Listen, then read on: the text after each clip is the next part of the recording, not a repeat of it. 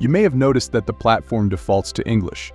To change the language, simply click on the avatar in the top right corner.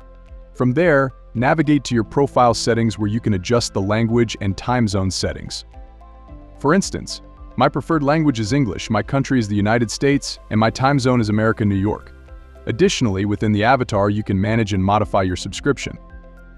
Now, let's delve into the general settings section to kick off the initial phase of our course. Once inside the settings, we will edit the general company details.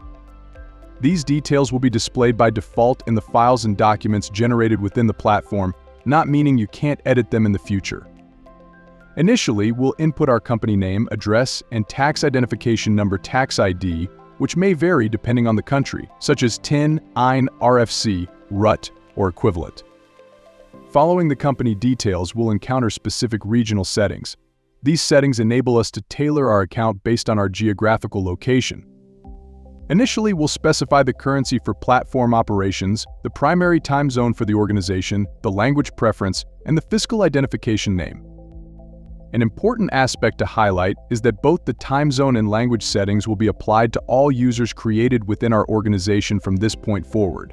However, users can customize these settings later from their profiles, as we demonstrated previously.